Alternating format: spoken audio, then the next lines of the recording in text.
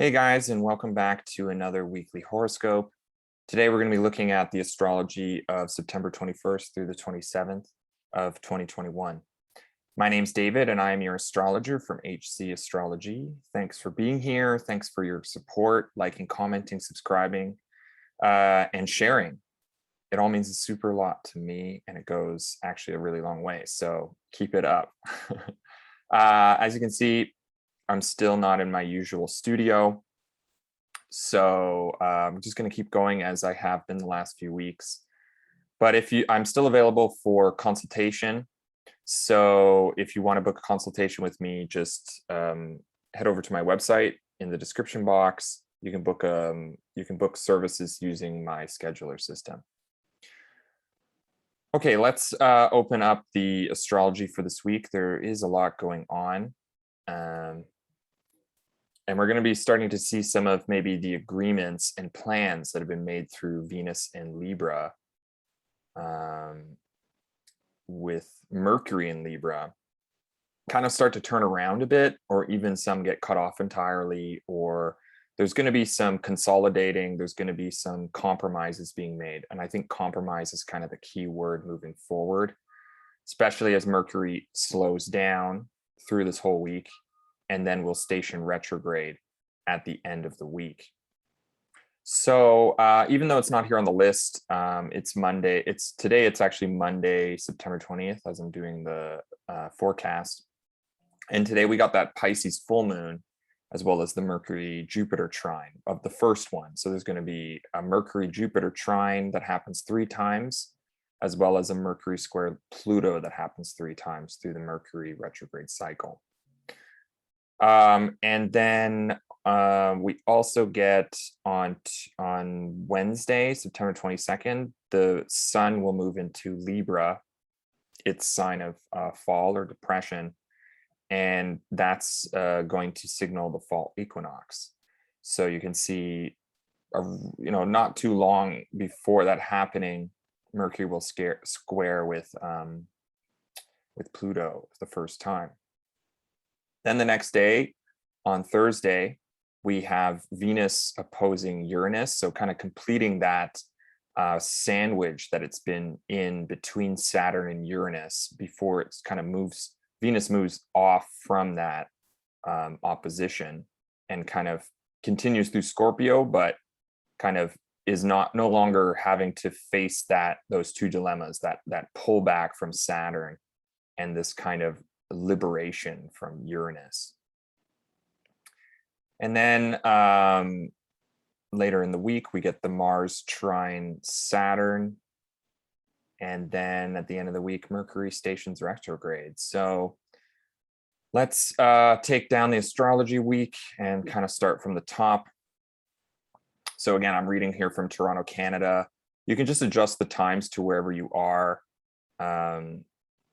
It's not really going to matter where you are. All the transits going to mean the same thing. Think of this as like the background noise and kind of just doing like a karmic weather forecast. And you can think of it like a world clock, wherever you are, just adjust the time. The transits may not happen at the same time as I'm describing, but the transits will be the same as I'm describing. So just keep that in mind. All right, so just kind of fall back to what happened yesterday on Monday. We had that full moon in Pisces that really had been perfecting since Sunday. But I wanted to kind of mention it also because I didn't really get to dig into it too much last week, since I realized that I kind of mixed up my times. So even though I was reading from a Toronto chart, my list of transits was still from a Berlin chart. So that happens sometimes. Anyway, so and I'll even move it back one day. So with the sun and moon making that opposition, they also make a full moon. And so these are the luminaries, these are the 2 lights lighting up both sides of the spectrum, and the conscious and unconscious worlds, in the night and in the day. So we can see what's been hiding and what needs to be revealed in this Pisces area of our lives. It culminates and reveals in Pisces. So if you know your chart, you know where Pisces is in your chart. that's going to be something that's been revealed, maybe something that's been discussed, something that's been culminated, something that's come into consciousness that has been kind of laying undercover for the last few weeks.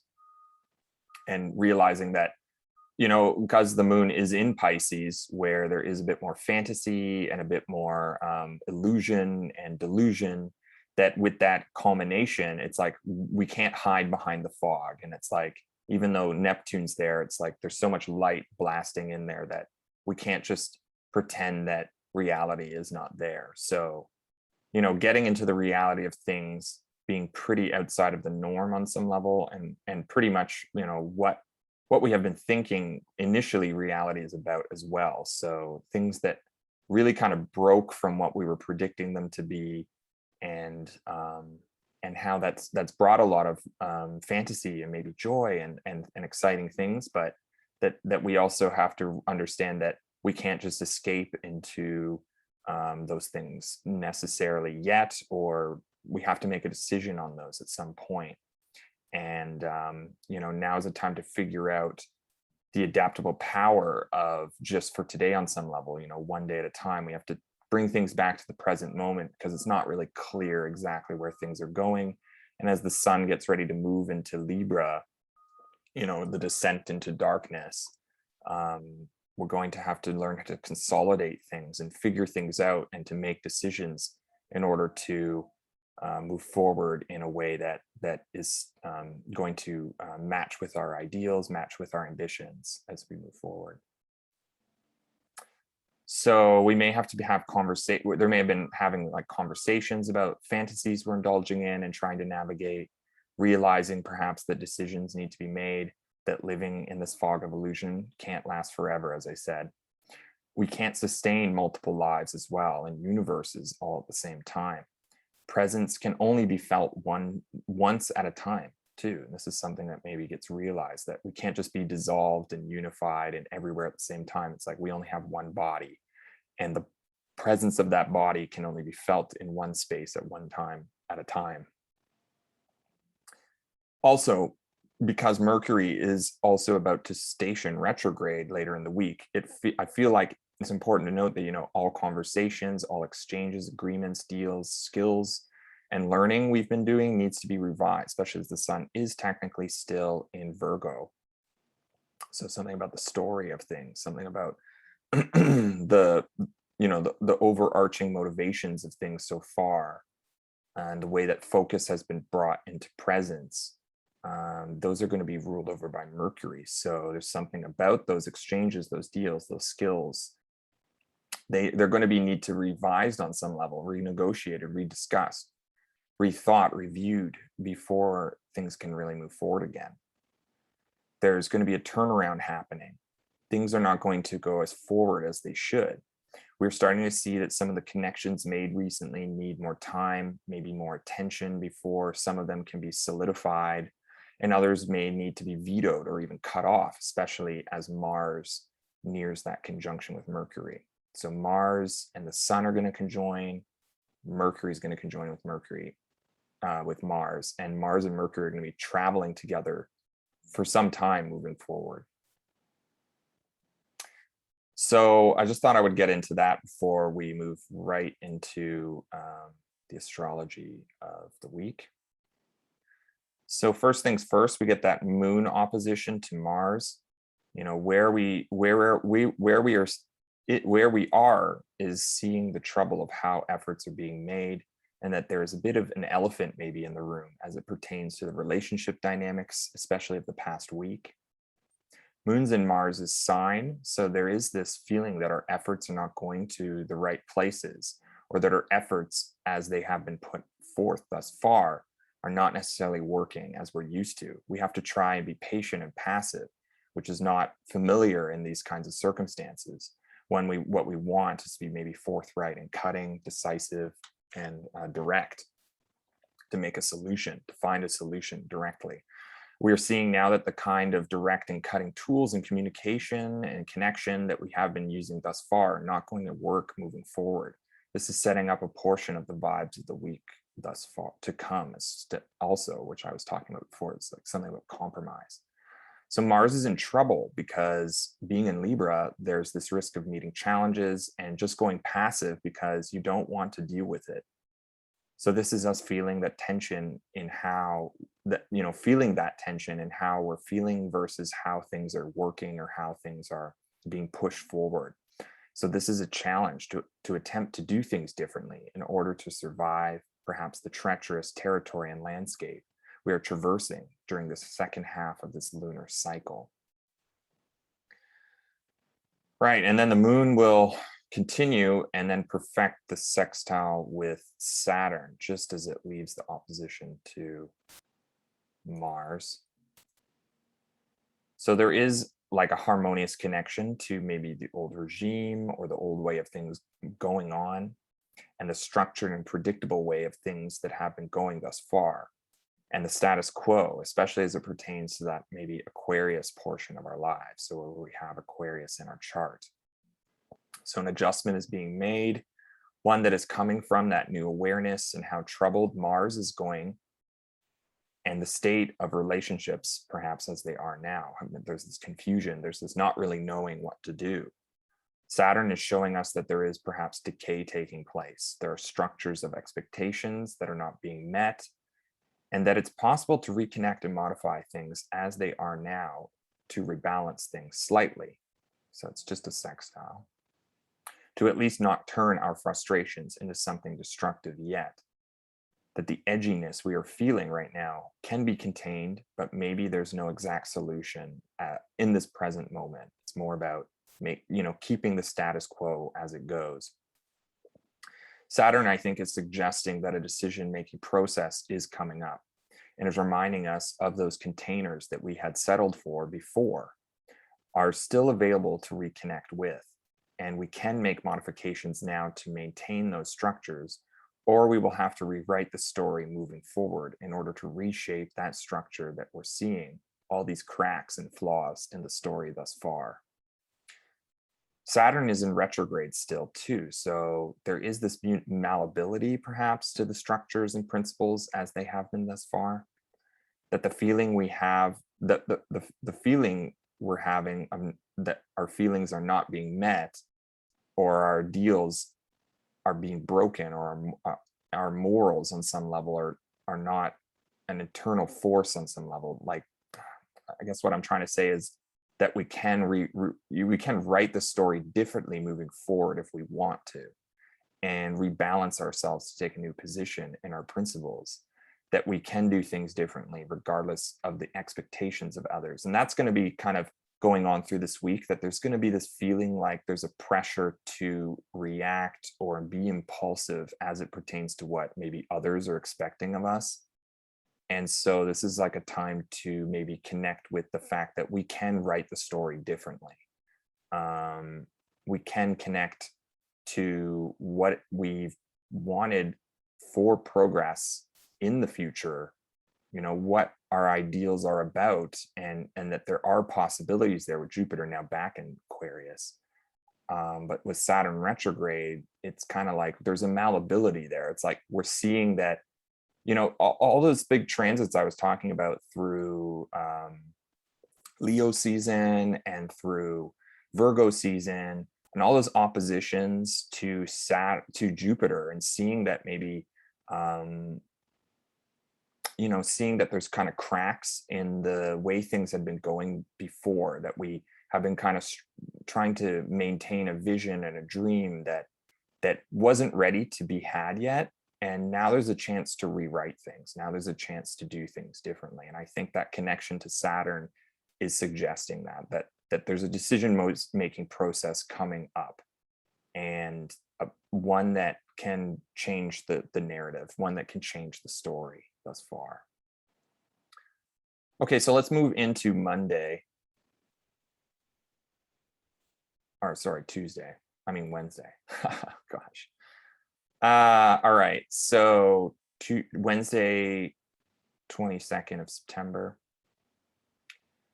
First thing we got is Mercury's square to Pluto. You can see that thick red line there.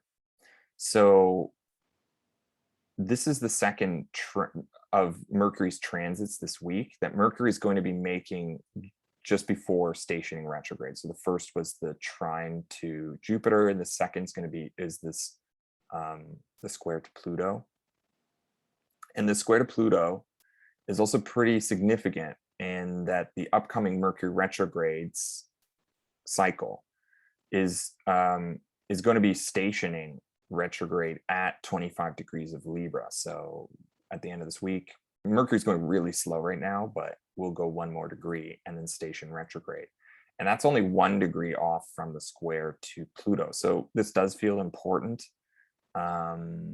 Not to mention that this is also the same degree where Venus is going to station retrograde in Capricorn in December. So I think there's something about this transit and this Mercury retrograde, especially more than maybe the last two from Aquarius and Gemini, that is dynamically challenging and forcing in a powerful, deep, transformative, maybe even eruptive exchange between Pluto and Capricorn, which is representing those deep and pent-up power structures that are maybe about to implode or explode, and Mercury and Venus's social relationship sign Libra, attempting to maintain some sort of balance, justice, manners, and to work out this oncoming decision-making process that may even feel at this time impossible to make. The Pluto themes really are continuing, which I think means that the ongoing Pluto transits coming from Libra, with the Sun and Mars, they're also going to make squares to Pluto, are going to be ones that we want to pay attention to, that we're going to probably have some fear related to, and we're going to have to deal with that. That we know we have to eventually deal with those fears, but that we have been trying maybe on some level to avoid them, or at least to maintain in a peaceable, people-pleasing fashion. While Venus was going through Libra, there was so much working out, so many good things happening, that when it made that square to Pluto, it was like, okay, I don't want to deal with this right now. This is not feeling as good as all this other stuff. So why let it ruin a good thing? But moving forward, we're going to have to deal with that. We're going to have to deal with the elephant in the room. So I think this is a very sensitive dynamic where things we are exchanging, saying, thinking, mediating have a potential to build up, snowball, and perhaps even avalanche later on. So I think it's really important at this time to be mindful and practice mindfulness as it comes to those mercurial matters of exchange, and to take a closer and more detailed look at what it is we're thinking, saying, and exchanging, whether or not it comes from a place of fear, power, or a purging or purification of something that is building up to explode somewhere in the near future. So I think it's important to note that without, causing too much anxiety, that fear is going to be playing a stronger role moving forward. And this process moving forward is going to have something to do with the parts of our lives that are maybe even motivated by fear. It may be that this Mercury retrograde is about renegotiations in relationships, balance, justice, maintaining of images, and decision-making as they pertain to fear and the motivations for those decision-making processes that come from fear. So I really feel like, moving forward into this Mercury retrograde cycle, and as we move into the fall, the descending into the darkness, the loss of light, and as we approach winter, that it's time to begin the process of renegotiations, renegotiating our motivations that are perhaps based in fear. So if we go forward, the moon continues through Aries, and we get that ingress of the sun into Libra. So I might even actually bring up the Libra ingress chart here. This is from Toronto as well, but just for that exact ingress, just so you can get a look at what dynamics are taking place during the second half of the year as the sun moves into the darker stages of the year. So this is the spring equinox. Light is 50-50 dark, 50-50 light, and darkness begins to take over. We're plummeting into what it could be called a symbolic underworld. The light of day rapidly decreases, darkness grows and grows. And the sun enters the sign of Libra, what is considered its fall or depression, its opposition to its exaltation in Aries. The sun, which represents the direction or plot line, the soul, spirit, vital essence, wisdom, reputation and ambitions, intentionality and motivation, ability to be decisive and willful, and the general course we're taking, the action towards our ideals, all these things are going to be entering into a troublesome period of pitfalls, perhaps depressions, and an exaggeration of our abilities to make up for potential inadequacies. So that which we're used to eliminating, performing, exuding, and depending on for our decision-making and ability to perceive and understand will lose in potency. There will be a loss of ability and will to govern, essentially. Chaos, on some levels, is creeping and crawling further and further into our lives. We may find ourselves grappling with the loss of comforts and stabilities of the secure and predictable. There's a breaking away that happens when the sun moves into Libra from the contained, and a fear of the unknown is revealed, since Saturn is the exaltation ruler of Libra. In that loss or fall away from the light, it may be that it's overwhelming on some levels, that the judgments from a perceived shame as it relates to our ideals that have perhaps, and on some level, been broken. We're beginning to understand that some of the ideals we identify with are being broken. The sun is now in Venus's air domicile and Saturn's exaltation. So there's something about the social that needs to be considered outside of the individual to move forward in our stories and in the causes we are taking. The sun is the center. It has focus on being in the center and on being the source of power, light, vitality, and willfulness. But in the sign of Libra, it has to consider that there are other people in the story outside of ourselves, that if we're too caught up in our own stories and the centrality of our presence or attentions, then there's bound to be trouble as it comes to balance we have been, thus far, attempting to maintain. That the status quo on some level is beginning to decay, that a decision needs to be made in order to restore order, that loss is sometimes a necessity of life, and that no matter how hard we try, we simply cannot make all peoples in our lives happy and fulfilled by our attentions and attempts to fulfill their needs without also fulfilling our own. Now that we are in Libra season, an evaluation is taking place, one that will be challenging to maintain our image and social nuance as it has been played out thus far. A decision needs to be made. And with the sun's domicile Lord Venus in its exile sign Scorpio, it's going to be one that sadly means perhaps destructions of relationships, of peace, of diplomacy, of appetites and desires, of politeness and good manners for the sake of some kind of a social grace or social order with Saturn in Aquarius. Decision is to be made that will be deharmonizing, perhaps, maybe even destabilizing. You can see that Venus is in that opposition to Uranus, and that will change the story, especially as it has to do with relationship, as it's been told thus far. All right, so that's kind of my breakdown for the sun's ingress into Libra this year.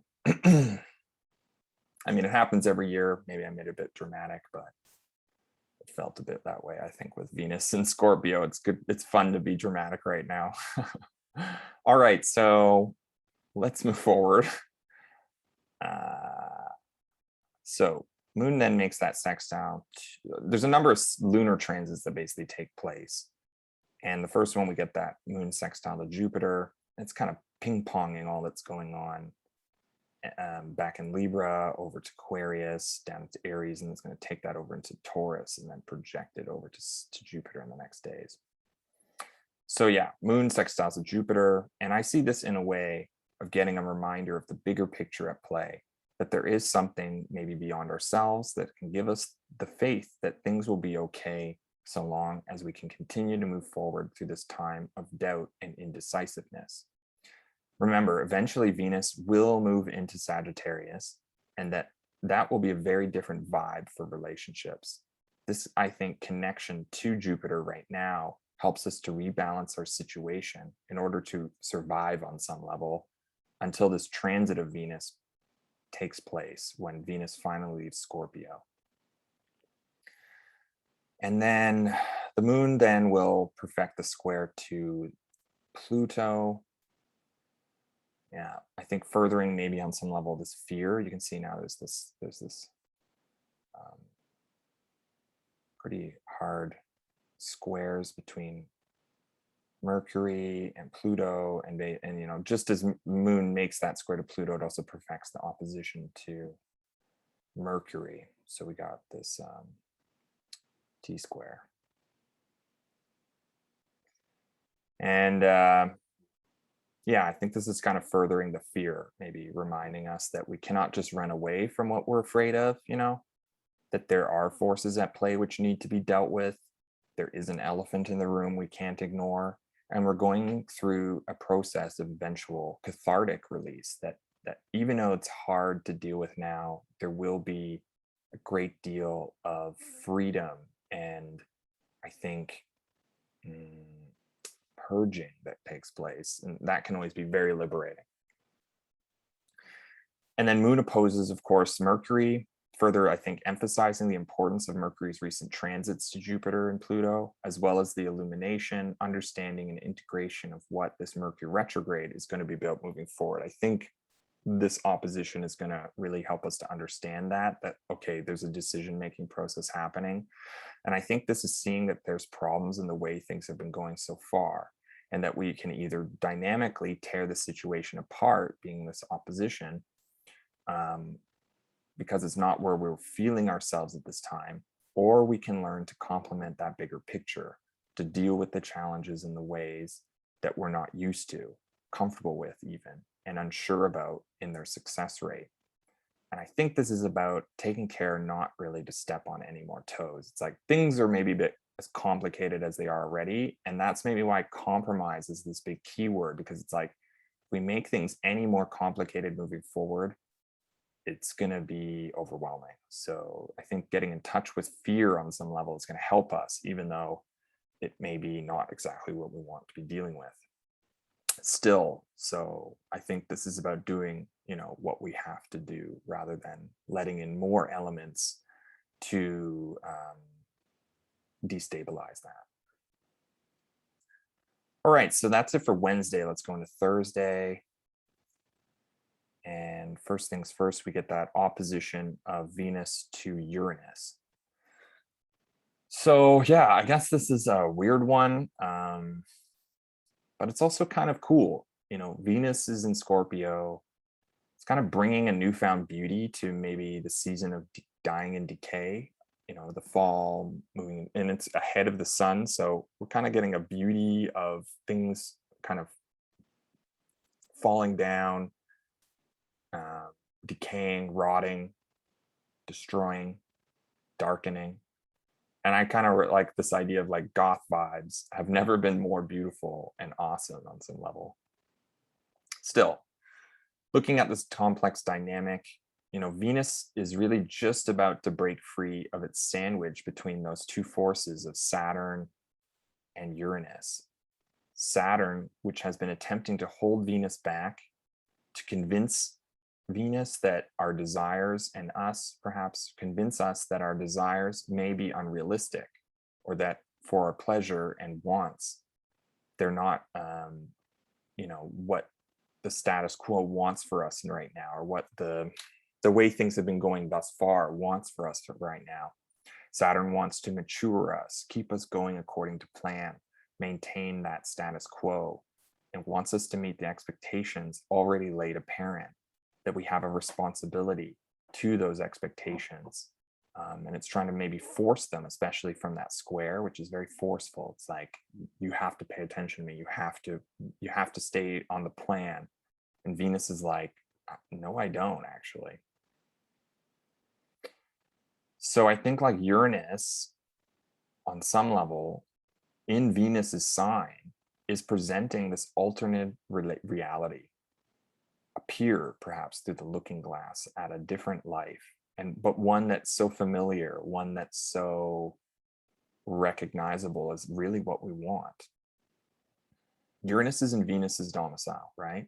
So this potential reality is one that perhaps fulfills those desires, the ones that are not being met right now, as well as the emancipatory bliss of a life filled with beauty and pleasure. Uranus is gleaming in the face of Venus, reminding Venus where our desires come from, about what love truly is, about the long view to rootedness and steadfastness that perhaps takes a longer road of movement towards an ideal that is full of prosperity, peace, and success. Meanwhile, we have to remember that the moon also just made that opposition to Mercury. And so it's highlighting that there's an unsteadiness and untreacherousness to the landscape we're attempting to navigate in this oncoming decision-making process. We're trying to do what needs to be done while keep the peace. That's not always easy. While meet also the status quo, while also feeling very uncomfortable and unsteady doing it, being in it. Maybe it's just not what we want necessarily. So with that in mind, I kind of unfortunately believe that while Venus remains in Scorpio, that essential nature of love, balance, peacemaking, it all seems kind of impossible, suspect, maybe instinctually vulnerable. And I think Uranus is like reminding us that love is still real, although to feel it, perhaps to strive for it, it may also mean disruptions, deharmonization, breaking apart of how things have been going thus far. Uranus is unstable and unpredictable, and Saturn is very predictable, and Venus is realizing that the things it wants may mean an unpredictable turn of events. And so there's this kind of trickiness. It's a tricky treacherousness to a decision-making process. Do we turn back? Do we go forward? Do I stay? Do I go? That kind of thing. Remember now, too, that the sun is in Venus's relationship and balancing sign of Libra. So again, I think this points to that there's a decision-making process that needs to be made. And that decision, which has something to do with the forces that are in the face of Venus, so Uranus and Saturn, of relationship, of love, essentially. I mean, not just romantic love, but love as the ideal. So the danger now with the sun being in Libra is that there could be some sort of a paralysis by analysis taking place. Rather than making a decision, it's like, okay, how long can I maintain this very unstable and unsteady thing in order to keep the expectations quelled or whatever, like keep the one story going and keep the new story going at the same time. It may be that until Venus leaves Scorpio for Sagittarius in early October, that relationships that are in this tricky territory of not knowing which direction to turn is restored on some level to, peace and tranquility on some level.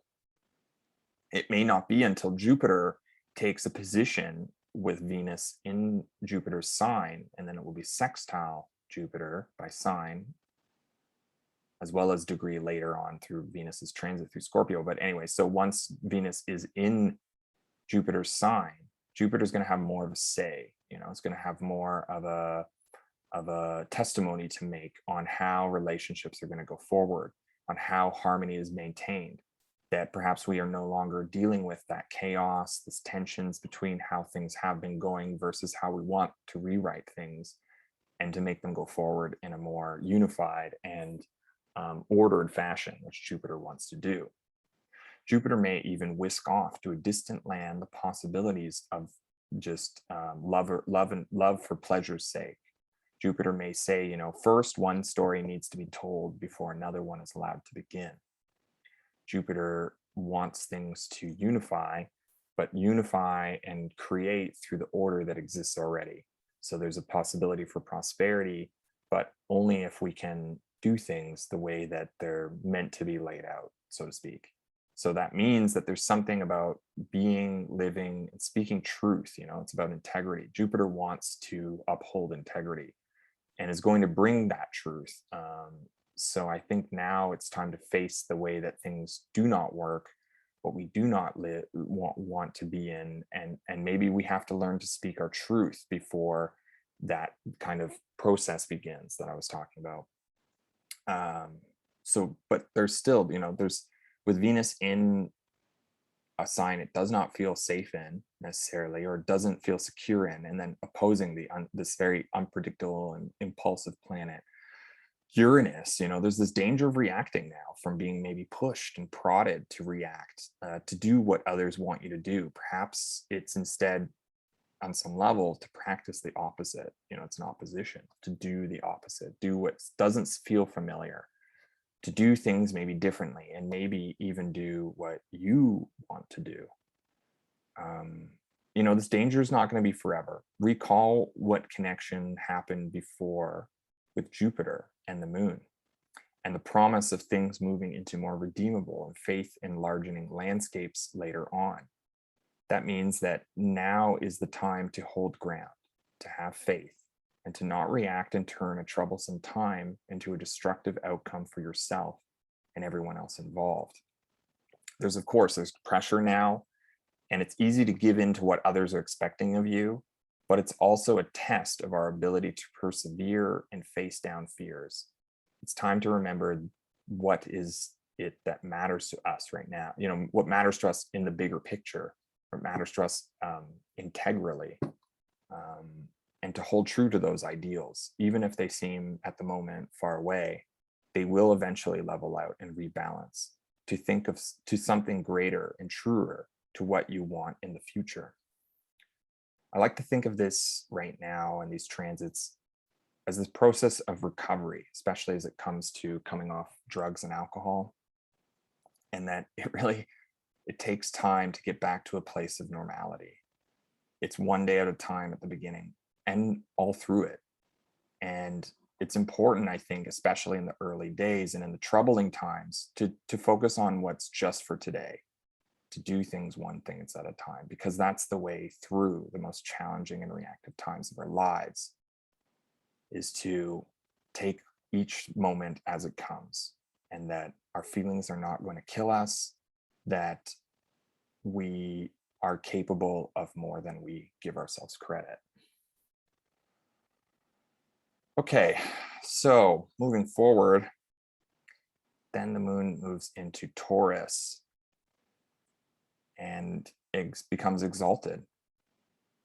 So there's an energy shift. Things go more steadfast, rooted, simple and controlled, lusty and pleasurable even.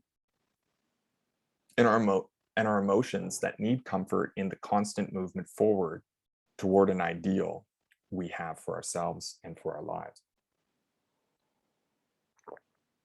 Still, even in the moon's exaltation, the moon will have to square with Saturn and conjoin with Uranus, reactivating that challenging dynamic and tension that's been playing out since Saturn's ingress into Aquarius last year. This happens every lunar cycle, so not really surprising, but otherwise I'm pretty positive about the moon's move into Taurus this lunar cycle, maybe more than previous ones, just because it brings an extra emphasis onto the importance of this Venus-Uranus exchange and opposition.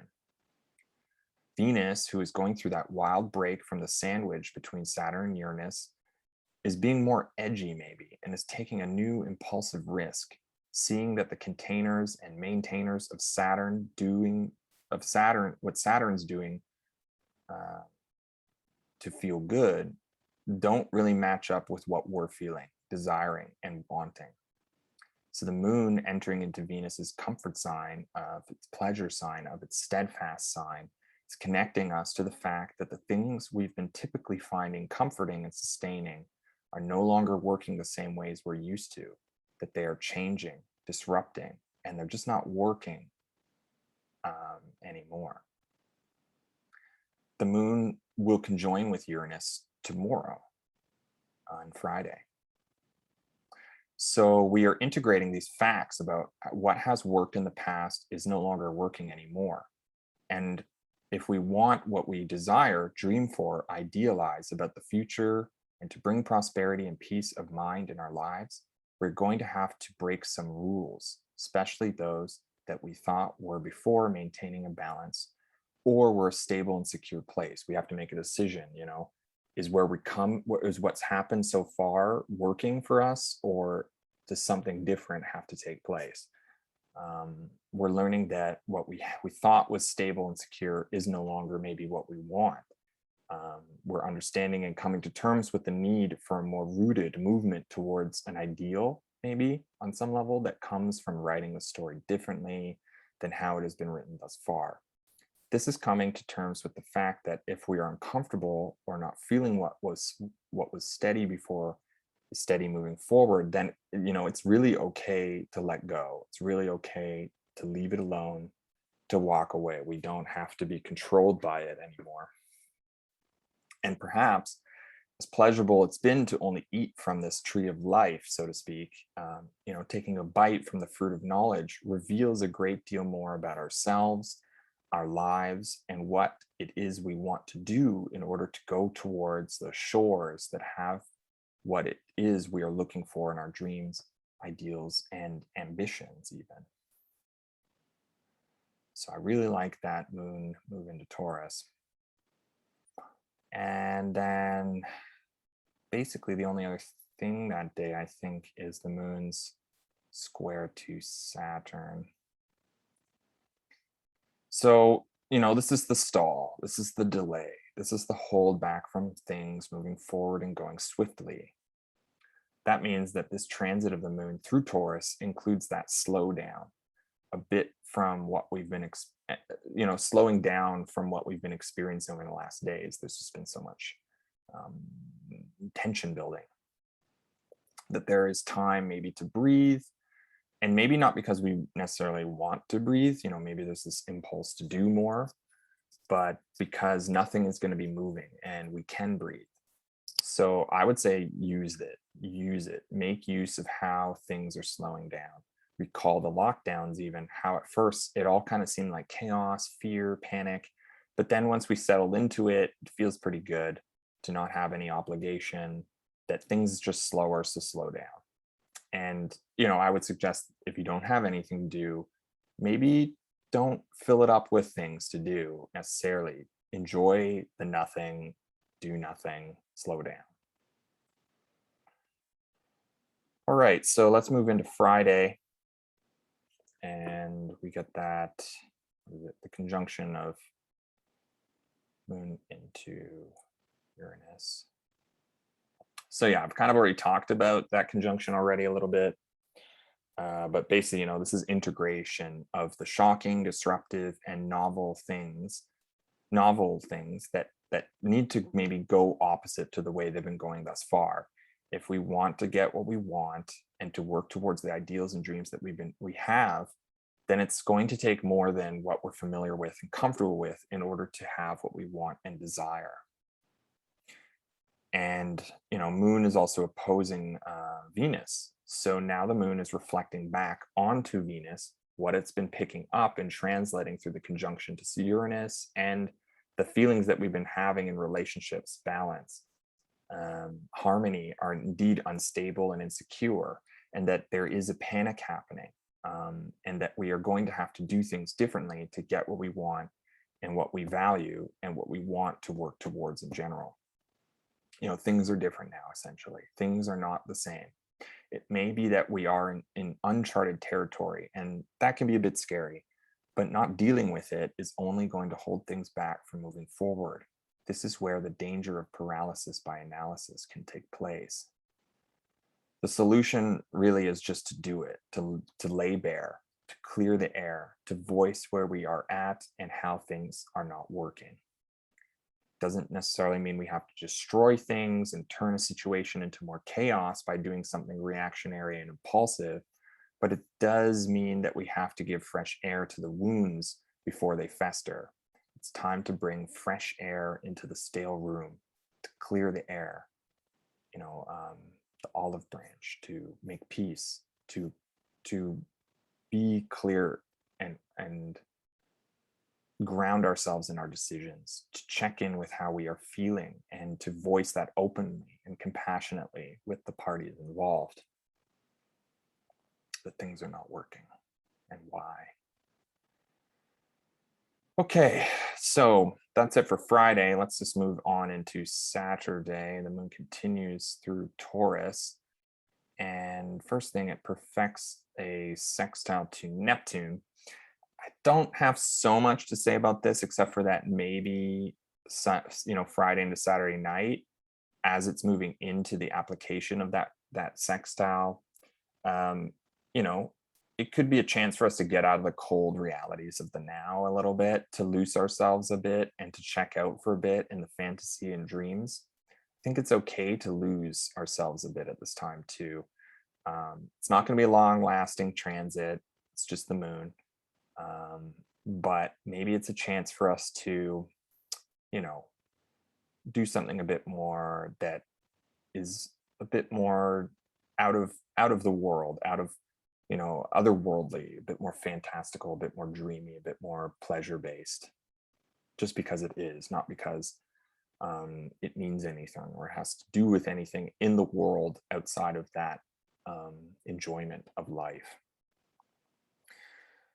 Okay, so, and then the moon will square with Jupiter.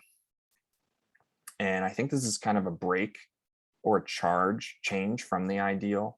Perhaps, this is a challenge to our ideals. It could be a struggle to meet with them. This is having to come up with faith on our own. This is perhaps being forced forward by forces we do not understand yet, but that we have to have faith in regardless about where they're going. And then moon will trine with Pluto just before Mars perfects this trine to Saturn.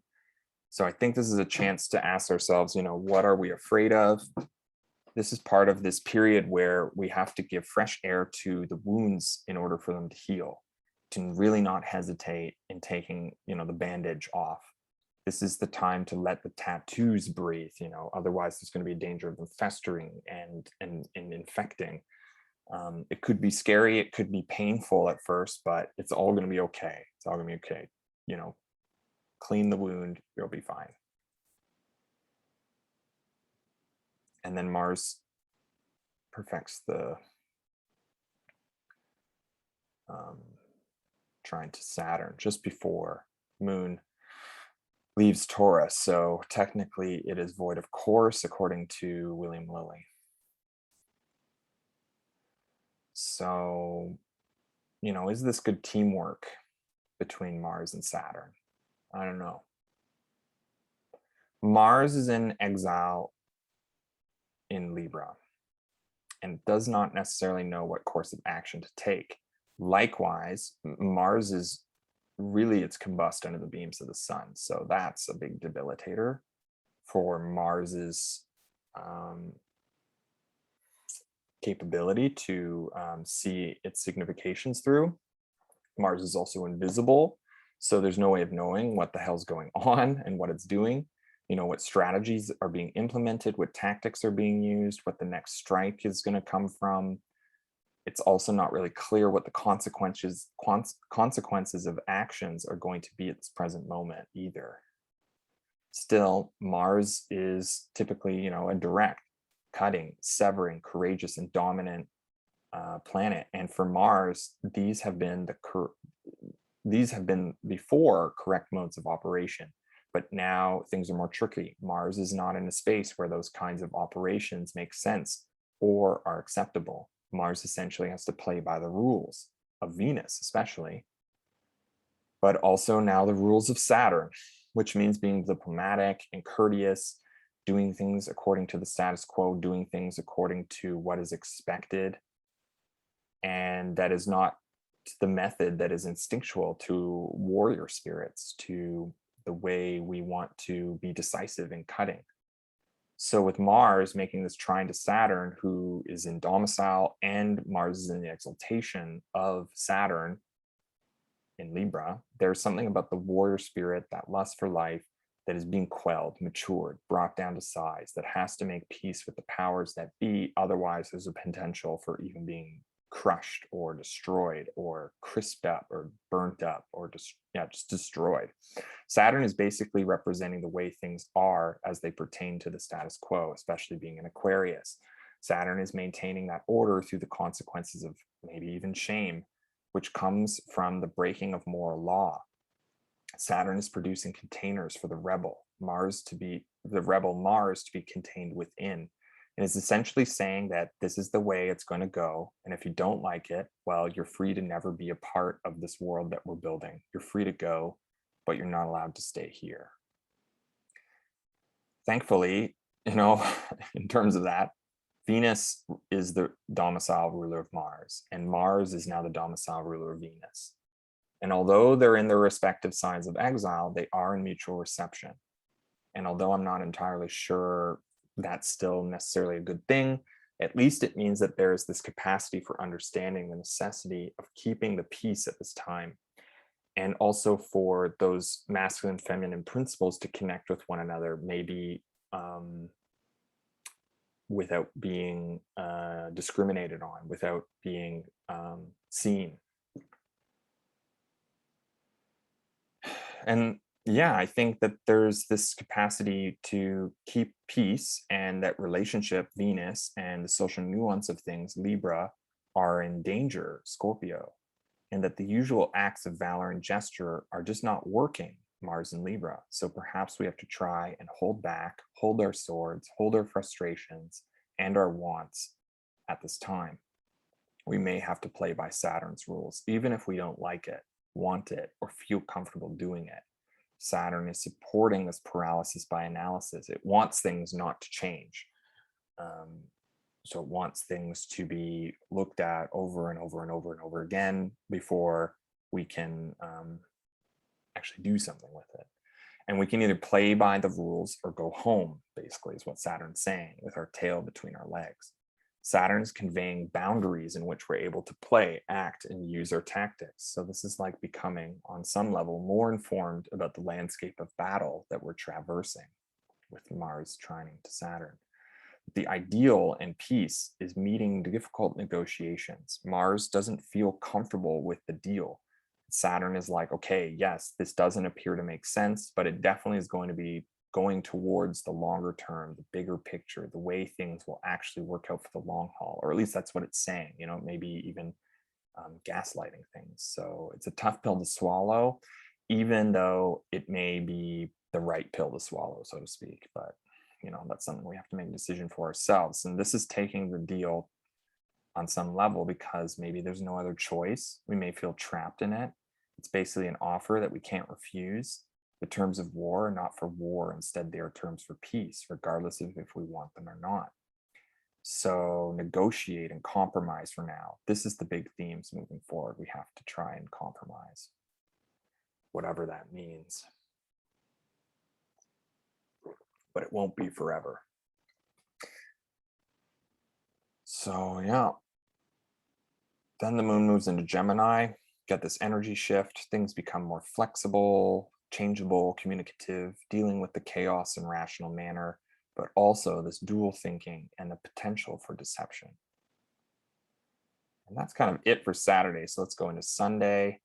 First things first, we get the trine of the moon to the sun, continues through Gemini, moving towards the north node.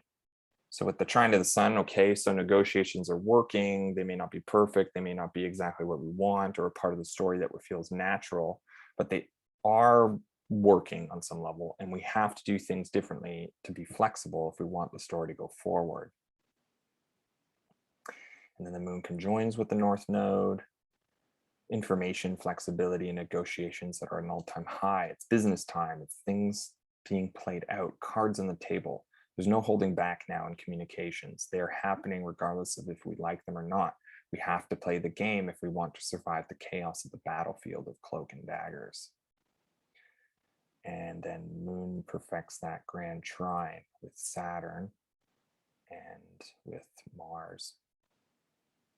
So I think this further emphasizes the deal, an offer that truly cannot be refused, but perhaps can be negotiated, talked about, looked at and discussed, figured out, and possibly bent to discover how it can not only work for a single party, but also for the more than one of us. This is about hashing it out because this has got to work better. And it's kind of like, in the Matrix, how they can like bend the Matrix a bit to their wills. I kind of feel like that's like what this situation's a little bit like. It's like, okay, well, maybe this is the structure of things, but maybe we can bend things a little bit to do something more, to make it work better for more. And the Moon trines with Mars, and I think coming to the table, seeing that not everyone is happy too. So it's seeing that like both sides to things, that Mercury has that dual face, that dual ability. So on one end, it can be agreeable to Saturn's expectations, but on the other end, see like, okay, well, there's something not working here, and maybe it's not where everyone is happy, but this is not working for everyone. And we can figure out how to be maybe more flexible. And that's going to maybe help to quell the potentiality of dangerous and explosive tendencies that are being ignored, or that are being ordered to compromise and negotiate rather than cut apart and deal with things directly. I see this whole situation as a simmering of the pot before it boils over. So that's it for Sunday. And then we move into Monday. Moon just keeps going through Gemini, and I kind of see it as just the continuation of what I was talking about through the day. Then we get to Monday, and there we go. We got Mercury stationing retrograde at 25 degrees, 28 minutes of Libra.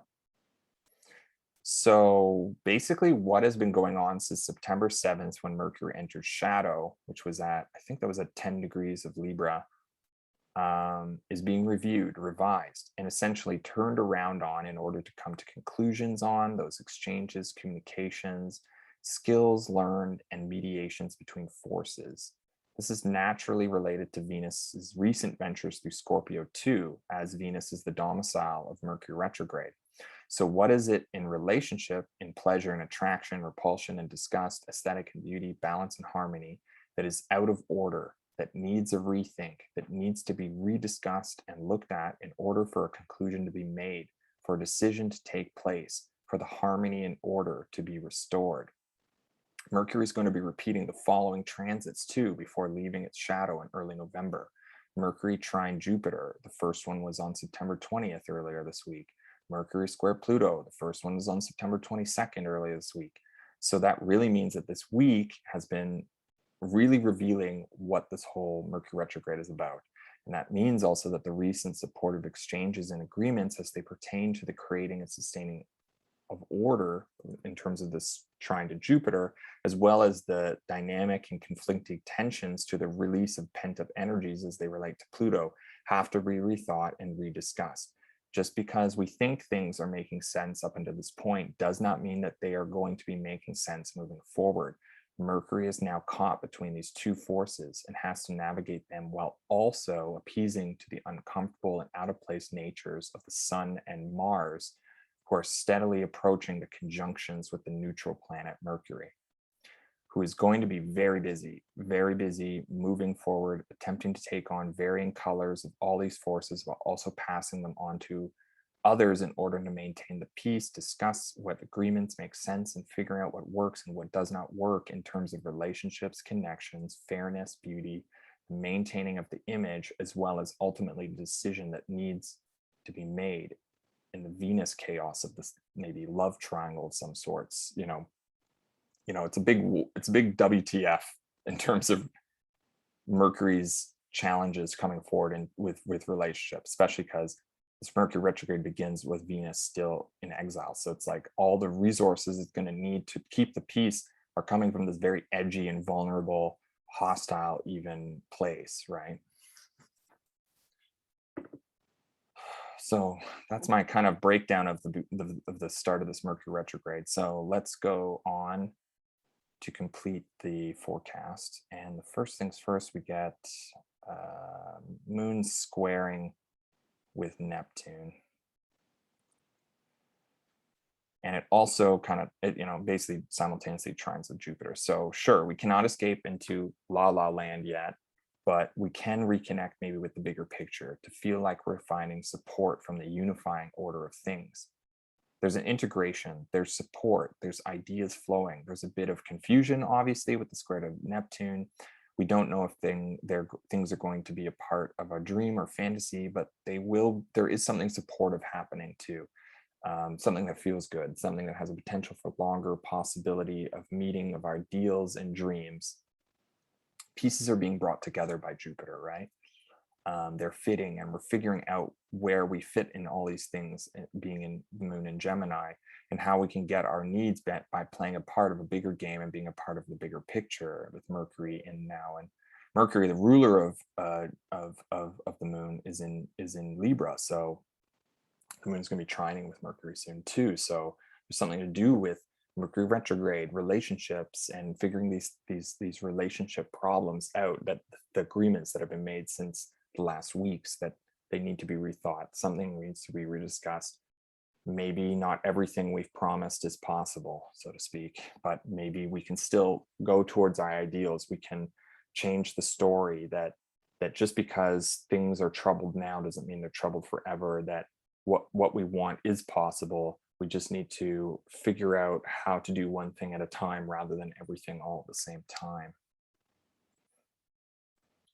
And in a way, I really like this ending of the week with Moon making the square to Neptune and the trine to Jupiter. I like it just because it suggests to me that we have been willing to do things differently through all this change, chaos, and compromise, that things will be figured out down the road. Sure, there's a whole retrograde cycle to figure this stuff out. The light is decreasing, winter is coming, Venus retrograde is on the horizon. But if we are willing to keep focused on what it is we want, where we value, and where those values can be actualized, and who we understand ourselves to be, then perhaps we have a chance of living a life beyond our wildest dreams. This is about understanding that so long as we maintain the foundations of what it is that sets us up for our dreams, then those dreams are possible no matter what life on life's terms dishes out to us. This is us connecting with that big long pass, in football or whatever. It's like the big long pass, and maybe it's not the winning pass. We haven't scored the goal. There's still some yards to run, but it certainly sets us up to win if we're willing to be a team player, if we're willing to push a little bit further, if we're willing to meet our fears for the time being. And for the time being is all there really is. So be in it, do the footwork, and the rest will be left up to the inner and outer workings of this unfathomably interconnected universe. So that's it for the forecast this week, guys. I hope this helps you. I hope you guys can navigate this in a way that maintains your integrity, and integrity internally, not only externally, especially maybe. Anyway, next week, Venus will trine Neptune. I think that's really nice in concerning all the kind of hardcore reality that may be taking place, the hard talks that have to happen, the decision-making process we're going through. And in a way, I see this as like a possibility to have fun in the midst of it. Be a little delusional, get pleasure from your fantasies. Sun's going to trine with Saturn. Venus then squares with Jupiter. Of course, there's going to be challenges, potential problems. It's worth discussion. We'll talk about it next week. And then Mercury's going to make its second square to Pluto next week too. So yeah, anyway, so that's it for this week, guys. I hope that's been helpful. I'm going to keep doing these transit videos as I can during my travels. I'm going to be here for another number of weeks. So I'm going to just keep doing things the way they are as long as I can. If you want to book a consultation with me, contact information is down below. I am available for that even while traveling. We can just work out when times and dates work for everybody. Thanks everyone for liking, commenting, and subscribing as always. And if you think these videos are going to help somebody navigate these karmic weather forecasts, please pass it on. Every little bit goes a long way, and you never know who could benefit from these messages. So thank you, everyone. I wish you guys all the best and keep coming back. I'll see you soon. Bye for now.